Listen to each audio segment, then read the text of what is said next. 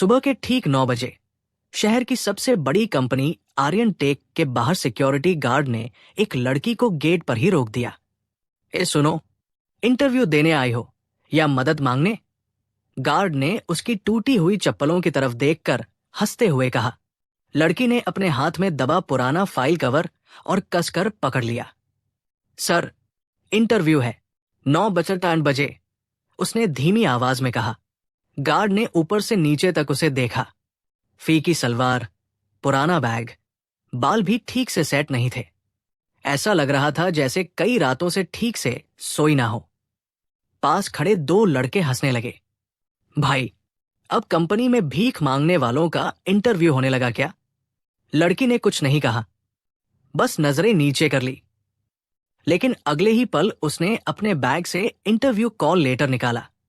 Guard थोड़ी देर चुप रहा, फिर बोला, ठीक है, अंदर जाओ, लेकिन रिसेप्शन पर कोई ड्रामा मत करना। लड़की धीरे धीरे अंदर चली गई।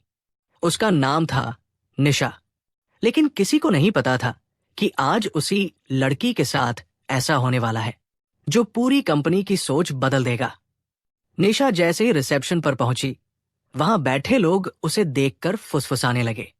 यार, ये सच में इंटरव्यू देने आई है? इसकी चप्पल देख, लगता है गलत बिल्डिंग में आ गई। निशा ने सब सुना, लेकिन चुप रही। उसने रिसेप्शनिस्ट से कहा, मैम, मेरा इंटरव्यू है। रिसेप्शनिस्ट ने बिना उसकी तरफ देखे पूछा, एक्सपीरियंस? फ्रेशर हूं। रेफरेंस? कोई नहीं। रिसेप्शनिस्ट ने पहली बार सिर उठाकर उसे देखा और हल्की हंसी दबाते हुए बोली, बैठ जाओ, नाम आने पर बुलाएंगे। वो जाकर कोने वाली कुर्सी पर बैठ गई। बाकी सभी उम्मीदवार महंगे कपड़ों में थे। किसी के हाथ में आईफोन था, कोई अंग्रेजी में जोर जोर से बात कर रहा था। और निशा, वो बार बार अपनी टूटी हुई चप्पल को सीट के नीचे छुपाने की कोशिश कर रही थी। तभी एक लड़का उसके पास आकर बैठा। तुम सच में यहां जॉब लेने आए हो? उसने हंसते हुए पूछा। निशा ने धीरे से कहा, हां, क्वालिफिकेशन B.com, बस। लड़का मुस्कुराया। यहां बड़े बड़े धम्बिये रिजेक्ट हो जाते हैं। निशा चुप रही। लड़का फिर बोला, वैसे कॉन्फिडेंस अच्छा है तुम्हारा। मैं होता तो ऐसी हालत में घर से बाहर ना निकलता। इतना कहकर वो अपने दोस्तों के पास जाकर हंसने लगा। निशा ने नजरें फेर ली। उसकी आंखों में हल्की नमी थी, लेकिन वो रोना नहीं चाहती थी, क्योंकि उसे अपनी मां की बात याद थी। बेटा, गरीब होना शर्म की बात नहीं, हार मान लेना शर्म की बात है। उसी समय उसका फोन वाइब्रेट हुआ। स्क्रीन पर मां लिखा था। निशा तुरंत बाहर चली गई। हाँ मां, उधर से कमजोर आवाज आई, बेटा, इंटरव्यू शुरू हुआ? अभी नहीं मां। कुछ खाया तूने? निशा कुछ सेकंड चुप रही। असल में उसने सुबह से कुछ नहीं खाया था। घर में सिर्फ 2 रोटियां बची थी, जो उसने अपनी मां और छोटे भाई को खिला दी थी। हाँ मां, खा लिया, उसने झूठ बोला। देख, डरना मत, भगवान सब ठीक करेगा। निशा की आंखें भर आई। हाँ मां। कॉल करते ही उसने जल्दी से आंखें पोंछ ली, फिर वापस अंदर चली गई। तभी रिसेप्शनिस्ट ने आवाज लगाई, निशा शर्मा। वो तुरंत खड़ी हो गई। दिल बहुत तेज धड़क रहा था। वो इंटरव्यू रूम के बाहर पहुंची। अंदर जाने से पहले उसने अपनी टूटी चप्पल की तरफ देखा और धीरे से उसे ठीक किया। फिर दरवाजा खटखटाया। मैं आई कम इन सर? अंदर 3 लोग बैठे थे। बीच में कंपनी का HR हेड विक्रम मेहरा। जैसे ही निशा अंदर आई, विक्रम की नजर सबसे पहले उसकी चप्पलों पर गई। उसने बाकी दोनों इंटरव्यूअर्स की तरफ देखा और हल्का मुस्कुराया। Sit down. निशा बैठ गई। विक्रम ने उसका CV उठाया। तो मिस निशा, आपके पास ना एक्सपीरियंस है, ना रेफरेंस, और ऑनेस्टली, उसने उसकी तरफ देखकर कहा, प्रेजेंटेशन भी काफी वीक है। कमरे में हल्की हंसी गूंजी। निशा ने खुद को संभालते हुए कहा, सर, मुझे काम सीखने का मौका चाहिए। मैं मेहनत बहुत करती हूं। सब यही कहते हैं, विक्रम बोला। फिर उसने अचानक पूछा, इंग्लिश आती है? थोड़ी बहुत। थोड़ी बहुत से यहाँ काम नहीं चलता। दूसरा इंटरव्यूअर बोला, आपने खुद को मिरर में देखा था आने से पहले? निशा का गला सूख गया, लेकिन उसने फिर भी धीरे से कहा, सर, मेरे पास ज्यादा कपड़े नहीं हैं, लेकिन काम करने की लगन है। विक्रम कुर्सी पर पीछे टिक गया। कंपनी को लगन नहीं, स्टैंडर्ड्स चाहिए। ये सुनते ही निशा की आंखें झुक गई। कुछ सेकंड कमरे में सन्नाटा रहा। फिर विक्रम ने सीवी बंद किया और बोला, सॉरी, यू आर रिजेक्टेड। निशा के हाथ कांप गए। इतनी जल्दी? उसने हिम्मत करके पूछा, सर, आपने मुझसे काम से रिलेटेड कुछ पूछा ही नहीं। विक्रम थोड़ा चिढ़ गया। देखो, हर कंपनी का एक लेवल होता है। क्लाइंट्स के सामने अपीयरेंस मैटर करती है। निशा ने पहली बार सीधा उसकी आंखों में देखा। सर, अगर कपड़ों से टैलेंट डिसाइड होता तो गरीब लोग कभी आगे ही नहीं बढ़ पाते। कमरे में अचानक सन्नाटा छा गया। एक सेकंड के लिए तीनों लोग चुप हो गए, लेकिन फिर विक्रम हंस पड़ा। मोटिवेशनल डायलॉग बोलने से नौकरी नहीं मिलती मिस निशा। निशा धीरे से खड़ी हुई। उसने अपना सीवी उठाया और बिना कुछ कहे बाहर निकल गई। लेकिन जैसे ही वो दरवाजे तक पहुंची, पीछे बैठे तीसरे इंटरव्यूअर की नजर अचानक उसके फाइल कवर पर पड़ी। उसमें से एक पुराना फोटो आधा बाहर निकला हुआ था। फोटो देखते ही उसकी आंखें फैल गई। 1 मिनट, उसने अचानक जोर से कहा। निशा रुक गई। कमरे में बैठे बाकी दोनों लोग भी उसकी तरफ देखने लगे। उस आदमी ने कांपती आवाज में पूछा, ये फोटो तुम्हारे पास कहां से आया? निशा धीरे धीरे पलटी। कमरे में बैठे तीनों लोग अब उसी फोटो को देख रहे थे। तीसरे इंटरव्यूअर, जिनका नाम राजीव सक्सेना था, अपनी कुर्सी से आधे उठ चुके थे। मैंने पूछा, ये फोटो तुम्हारे पास कहां से आया? उनकी आवाज पहले से ज्यादा गंभीर थी। निशा ने फाइल खोली और फोटो बाहर निकाला। पुराना, हल्का मुड़ा हुआ फोटो, जिसमें एक छोटी बच्ची, एक महिला और एक आदमी खड़े थे। निशा ने धीरे से कहा, सर, ये मेरे पापा हैं। राजीव के चेहरे का रंग बदल गया। उन्होंने तुरंत हाथ बढ़ाया। जरा मुझे दिखाना। निशा ने फोटो उनकी तरफ बढ़ा दिया। राजीव उसे बहुत ध्यान से देखने लगे। उनकी आंखों में अजीब सी बेचैनी थी। विक्रम ने हंसते हुए पूछा, सर, जानते हैं क्या इन्हें? राजीव ने जवाब नहीं दिया, बस फोटो को देखते रहे। फिर उन्होंने अचानक निशा से पूछा, तुम्हारे पापा का नाम क्या था? राघव शर्मा। ये नाम सुनते ही राजीव पूरी तरह चुप हो गए। कमरे में कुछ सेकंड के लिए सन्नाटा छा गया। विक्रम अब थोड़ा सीरियस हो चुका था। सर, सब ठीक है? राजीव धीरे से कुर्सी पर बैठ गए। फिर निशा से बोले, तुम बाहर वेटिंग एरिया में बैठो और कहीं मत जाना। निशा हैरान थी। अभी कुछ मिनट पहले वही लोग उसे रिजेक्ट कर चुके थे और अब अचानक ये बदलाव। लेकिन उसने कुछ नहीं पूछा। वो धीरे से बाहर चली गई। जैसे ही दरवाजा बंद हुआ, विक्रम ने तुरंत पूछा, सर, आखिर बात क्या है? राजीव ने गहरी सांस ली। आज से करीब 18 साल पहले मैं सड़क पर मरने वाला था। दोनों इंटरव्यूअर चौंक कर उनकी तरफ देखने लगे। एक एक्सीडेंट हुआ था। लोग वीडियो बना रहे थे, लेकिन कोई अस्पताल ले जाने को तैयार नहीं था। राजीव की आवाज भारी हो गई। तब एक आदमी आया। फटे कपड़े थे उसके पास, लेकिन दिल बहुत बड़ा था। उन्होंने फोटो की तरफ देखा। वो आदमी था राघव शर्मा। विक्रम धीरे धीरे गंभीर होता जा रहा था। राजीव बोले, उसने मुझे अपनी गोद में उठाकर अस्पताल पहुंचाया था, अपना खून तक दिया था, जबकि वो खुद मजदूर था। कमरे में फिर चुप्पी छा गई। अगर उस दिन वो ना होता तो मैं आज जिंदा नहीं होता। विक्रम अब असहज महसूस करने लगा।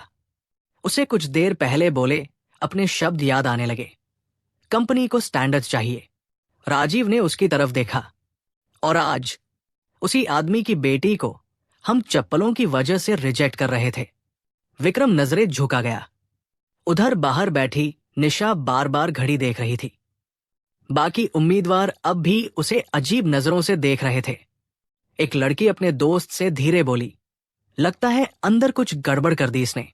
दूसरा लड़का हंसकर बोला, भाई, शायद सिंपैथी लेने लगी होगी। निशा ने सब सुना, लेकिन इस बार उसे बुरा नहीं लगा, क्योंकि उसके दिमाग में सिर्फ एक बात चल रही थी। अगर आज नौकरी नहीं मिली तो घर का किराया कैसे भरेगी, मां की दवाइयां कैसे आएंगी, छोटे भाई की स्कूल फीस। उसने धीरे से बैग खोला। अंदर सिर्फ 120 रुपए बचे थे। उसकी आंखें भर आई। तभी रिसेप्शनिस्ट उसके पास आई। अब उसके चेहरे का एटीट्यूड पहले जैसा नहीं था। मैम, सर ने आपको फिर से अंदर बुलाया है। निशा चौंकी। मुझे? जी। पूरा वेटिंग एरिया उसे देखने लगा। जो लोग कुछ देर पहले उसका मजाक उड़ा रहे थे, अब हैरानी से देख रहे थे। निशा धीरे धीरे फिर इंटरव्यू रूम की तरफ बढ़ी। उसका दिल तेज धड़क रहा था। जैसे ही वो अंदर पहुंची, माहौल पूरी तरह बदल चुका था। इस बार राजीव खुद खड़े हुए। आओ बेटा, बैठो। बेटा, ये शब्द सुनकर निशा खुद चौंक गई। विक्रम और बाकी लोग अब बिल्कुल शांत थे। राजीव ने धीरे से पूछा, तुम्हारे पापा अब कहाँ हैं? निशा कुछ सेकंड चुप रही, फिर उसकी आंखें झुक गई। 5 साल पहले उनका देहांत हो गया। राजीव का चेहरा उतर गया। कैसे? फैक्ट्री में एक्सीडेंट हुआ था। कमरे में फिर सन्नाटा छा गया। निशा ने आगे कहा, उसके बाद मां बीमार रहने लगी। मैंने पढ़ाई के साथ छोटे मोटे काम किए, किसी तरह घर चलाया। राजीव ध्यान से उसकी बातें सुन रहे थे। विक्रम अब कुर्सी पर बिल्कुल चुप बैठा था। निशा ने हल्की मुस्कान के साथ कहा, सर, पापा हमेशा कहते थे, इंसान की कीमत उसके कपड़ों से नहीं, उसके कर्म से होती है। ये सुनते ही विक्रम की नजरें नीचे झुक गई, क्योंकि कुछ देर पहले उसने ठीक उल्टा कहा था। राजीव ने धीरे से पूछा, तुमने पहले कभी मेरा नाम सुना? नहीं सर। तुम्हारे पापा ने कभी उस एक्सीडेंट के बारे में नहीं बताया? नहीं, वो अपने किए एहसान कभी बताते नहीं थे। राजीव की आंखें हल्की नम हो गई। उन्होंने धीमे से कहा, वो सच में बहुत बड़े इंसान थे। तभी विक्रम बीच में बोला, सर, अगर आप कहें तो हम इन्हें ट्रेनी पोजीशन दे सकते हैं। लेकिन राजीव ने उसकी बात बीच में ही रोक दी। पोजीशन टैलेंट देखकर मिलनी चाहिए, एहसान देखकर नहीं। फिर उन्होंने निशा की तरफ देखा। मैं तुमसे कुछ सवाल पूछूंगा, अगर तुम कैपेबल हुई तभी जॉब मिलेगी। निशा ने तुरंत सिर हिलाया। जी सर। अब पहली बार इंटरव्यू सच में शुरू हुआ।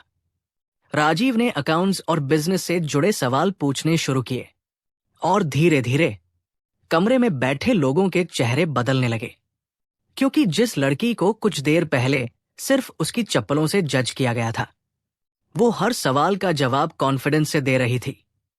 विक्रम अब ध्यान से उसे देखने लगा। निशा ने प्रैक्टिकल एग्जाम्पल्स देकर आंसर्स दिए। एक सवाल पर तो उसने ऐसी छोटी गलती पकड़ी जो कंपनी के सीनियर स्टाफ से भी मिस हो गई थी। राजीव हल्का मुस्कुराए। इंप्रेसिव। निशा के चेहरे पर पहली बार हल्की उम्मीद दिखी। लेकिन तभी दरवाजा अचानक खुला। एक आदमी जल्दी जल्दी अंदर आया। उसके चेहरे पर घबराहट थी।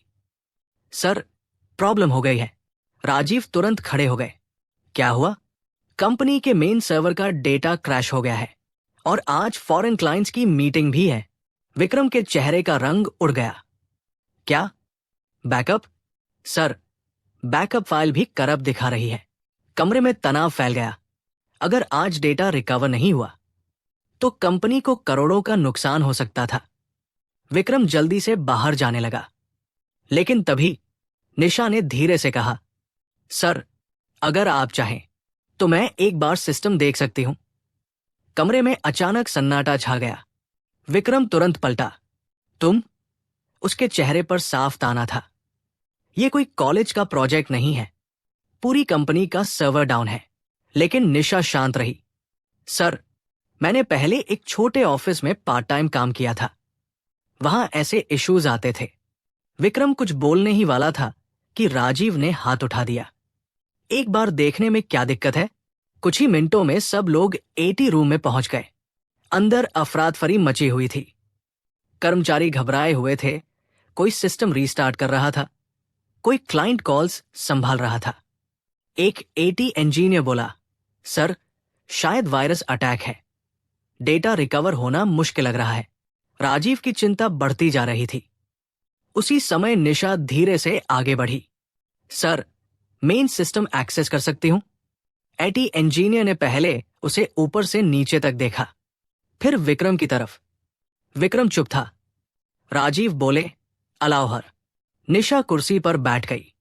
उसकी टूटी चप्पल अब भी वही थी, लेकिन इस वक्त पूरे कमरे की नजर उसके हाथों पर थी। उसने तेजी से सिस्टम चेक करना शुरू किया। कुछ सेकंड, फिर कुछ मिनट। पूरा कमरा शांत था। अचानक निशा बोली, सर, ये वायरस अटैक नहीं है। सब चौंक गए। एटी इंजीनियर तुरंत बोला, इम्पॉसिबल।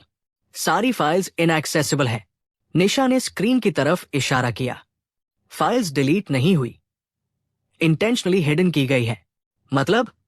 राजीव ने पूछा। निशा ने कुछ कमांड्स रन किए और अगले ही पल स्क्रीन पर सारी मिसिंग फाइल्स वापस दिखने लगी। पूरा कमरा हैरान रह गया। एटी इंजीनियर की आंखें फैल गई। ये कैसे पॉसिबल है? निशा शांत आवाज में बोली, किसी ने गलती से रिस्ट्रिक्टेड स्क्रिप्ट रन कर दी थी। डेटा गया नहीं था, बस लॉक हो गया था। कुछ सेकंड तक कमरे में कोई कुछ नहीं बोला। फिर अचानक पीछे खड़े एक एम्प्लॉय ने ताली बजा दी। धीरे धीरे बाकी लोग भी क्लैप करने लगे। विक्रम बिल्कुल चुप खड़ा था। उसे यकीन नहीं हो रहा था कि जिस लड़की को उसने अपीयरेंस देखकर रिजेक्ट कर दिया, वही आज कंपनी को करोड़ों के नुकसान से बचा रही थी। राजीव की आंखों में गर्व साफ दिख रहा था। उन्होंने मुस्कुराकर कहा, वेल डन, निशा। निशा पहली बार थोड़ा मुस्कुराई, लेकिन तभी उसकी नजर क्लॉक पर गई। दोपहर के 2 बज चुके थे। उसे अचानक मां की दवा याद आई। उसने जल्दी से बैग उठाया। सर, अगर काम खत्म हो गया हो तो मैं जाऊं? राजीव चौंके। इतनी जल्दी? निशा हल्की हिचकिचाहट के बाद बोली, मां की तबीयत ठीक नहीं रहती, दवाई ले जानी होती है। राजीव कुछ सेकंड उसे देखते रहे, फिर धीरे से बोले, तुमने सुबह से कुछ खाया? निशा चुप हो गई। उसकी खामोशी ही जवाब थी। राजीव ने तुरंत असिस्टेंट से कहा, पहले इनके लिए खाना लाओ। निशा तुरंत बोली, नहीं सर, जरूरत नहीं है। लेकिन तभी उसके पेट से हल्की आवाज निकली। कमरे में खड़े कुछ लोग असहज हो गए। निशा शर्म से नजरें झुका गई। राजीव का दिल भर आया। उन्होंने धीरे से कहा, जिस लड़की ने हमारी कंपनी बचाई, वो भूखी नहीं जाएगी। निशा की आंखें नम हो गई। शायद कई दिनों बाद किसी ने उससे इतनी इज्जत से बात की थी। लेकिन असली झटका अभी बाकी था, क्योंकि उसी समय एटी इंजीनियर घबराकर फिर बोला, सर, एक और प्रॉब्लम है। सब उसकी तरफ देखने लगे। उसने डरते हुए कहा, जिस एम्प्लॉय की गलती से ये सब हुआ, उसका नाम सामने आ गया है। कमरे में मौजूद सभी लोग एटी इंजीनियर की तरफ देखने लगे। राजीव ने गंभीर आवाज में पूछा, कौन है वो? एटी इंजीनियर ने धीरे से स्क्रीन उनकी तरफ घुमा दी। स्क्रीन पर एम्प्लॉय आईडी चमक रही थी और अगले ही पल विक्रम का चेहरा सफेद पड़ गया, क्योंकि वो आईडी उसी की थी। कमरे में सन्नाटा छा गया। एक एम्प्लॉय धीरे से बोला, सर, स्क्रिप्ट विक्रम सर के सिस्टम से रन हुई थी। विक्रम तुरंत बोल पड़ा, नहीं सर, मैंने जानबूझकर कुछ नहीं किया। शायद गलती से, लेकिन उसकी आवाज में घबराहट साफ थी। राजीव कुछ सेकंड तक उसे देखते रहे, फिर शांत लेकिन भारी आवाज में बोले, एक छोटी सी गलती से कंपनी को करोड़ों का नुकसान हो सकता था। विक्रम ने नजरें झुका ली। उसे आज पहली बार एहसास हो रहा था कि इंसान की असली पहचान उसके कपड़े नहीं, उसके कर्म होते हैं। जिस लड़की को उसने सबके सामने नीचा दिखाया, आज वही उसकी गलती संभाल रही थी। विक्रम धीरे धीरे निशा की तरफ बढ़ा। पूरे ऑफिस की नजर अब उन्हीं दोनों पर थी। उसने धीमी आवाज में कहा, आई एम सॉरी। निशा चुप रही। विक्रम की आंखें झुक गई। मैंने तुम्हें देखकर जज कर लिया। मुझे लगा अच्छे कपड़े और अंग्रेजी बोलने वाले लोग ही कैपेबल होते हैं। उसकी आवाज भर्रा गई। लेकिन आज तुमने साबित कर दिया कि असली टैलेंट किसी अपीयरेंस का मोहताज नहीं होता। निशा कुछ सेकंड उसे देखती रही, फिर उसने सिर्फ इतना कहा, सर, गरीबी इंसान की मजबूरी हो सकती है, पहचान नहीं। ये सुनते ही कमरे में फिर सन्नाटा छा गया। कई कर्मचारियों की आंखें झुक गई, क्योंकि सुबह उनमें से ज्यादातर लोग भी निशा का मजाक उड़ा रहे थे। राजीव आगे आए। उन्होंने सबके सामने कहा, आज इस लड़की ने सिर्फ कंपनी का डेटा नहीं बचाया, बल्कि हम सबकी सोच भी बचाई है। फिर उन्होंने एचआर डिपार्टमेंट की तरफ देखा। प्रिपेयर हर अपॉइंटमेंट लेटर। पूरा कमरा चौंक गया। विक्रम ने तुरंत पूछा, किस पोजीशन के लिए सर? राजीव हल्का मुस्कुराए, जिस पोजीशन के लिए ये डिजर्व करती है। उन्होंने निशा की तरफ देखा। From today you are officially part of Aryan tech. Nisha की आंखें भर आई। उसे कुछ समझ नहीं आ रहा था। सुबह तक जिसे गेट पर रोका जा रहा था, अब वही लड़की उसी कंपनी में नौकरी पा चुकी थी। लेकिन अगले ही पल उसने धीरे से पूछा, सर, सैलरी कब से मिलेगी? राजीव और बाकी लोग थोड़ा चौंके। निशा तुरंत घबरा गई। सॉरी सर, वो मां की दवाइयां। राजीव मुस्कुराए, आज ही एडवांस मिल जाएगा। ये सुनते ही निशा की आंखों से आंसू निकल पड़े। उसने जल्दी से चेहरा दूसरी तरफ कर लिया। शायद कई महीनों का डर, तनाव और दर्द आज बाहर आ रहा था। कुछ देर बाद निशा ऑफिस से बाहर निकली, लेकिन इस बार माहौल बदल चुका था। सुबह जो गार्ड उसे देखकर हंस रहा था, वही अब सम्मान से गेट खोल रहा था। Madam, congratulations. निशा हल्का मुस्कुराई, फिर धीरे धीरे सड़क की तरफ बढ़ गई। उसके हाथ में अपॉइंटमेंट लेटर था और आंखों में अपने परिवार की चिंता से पहली बार थोड़ी राहत। घर पहुंचते ही उसका छोटा भाई दौड़कर आया। दीदी, नौकरी मिल गई। निशा ने मुस्कुराकर सिर हिलाया। अगले ही पल उसका भाई खुशी से उससे लिपट गया। अंदर बिस्तर पर लेटी उसकी मां कमजोर आंखों से उसे देख रही थी। क्या हुआ बेटा? निशा उनकी तरफ बढ़ी और अपॉइंटमेंट लेटर उनके हाथ में रख दिया। मां, नौकरी मिल गई। मां की आंखों से आंसू बह निकले। उन्होंने कांपते हाथों से निशा का चेहरा पकड़ा। मुझे पता था, मेरी बेटी कभी हार नहीं मानेगी। निशा अब खुद को रोक नहीं पाई। वो मां के गले लगकर रो पड़ी। उस रात उनके छोटे से घर में पहली बार सुकून था। ना कोई डर, ना कल की चिंता, सिर्फ उम्मीद। और दूसरी तरफ विक्रम देर रात तक अपने कैबिन में अकेला बैठा था। उसे बार बार सुबह वाला दृश्य याद आ रहा था। टूटी चप्पल, झुकी हुई नजरें और उसका अपना घमंड। आज उसे समझ आ गया था कि कई बार जिन लोगों को हम सबसे कमजोर समझते हैं, वही सबसे ज्यादा मजबूत निकलते हैं। क्योंकि संघर्ष इंसान को तोड़ता नहीं, मजबूत बनाता है। दोस्तों, इस दुनिया में किसी इंसान की कीमत उसके कपड़ों, पैसों या अंग्रेजी से मत लगाइए, क्योंकि टैलेंट और अच्छाई अक्सर साधारण चेहरे के पीछे छुपी होती है। अगर आज निशा हार मानकर वापस चली जाती, तो शायद उसकी जिंदगी कभी नहीं बदलती। आप बताइए, क्या आपने भी कभी किसी को सिर्फ उसके कपड़ों या हालत देखकर जज किया है?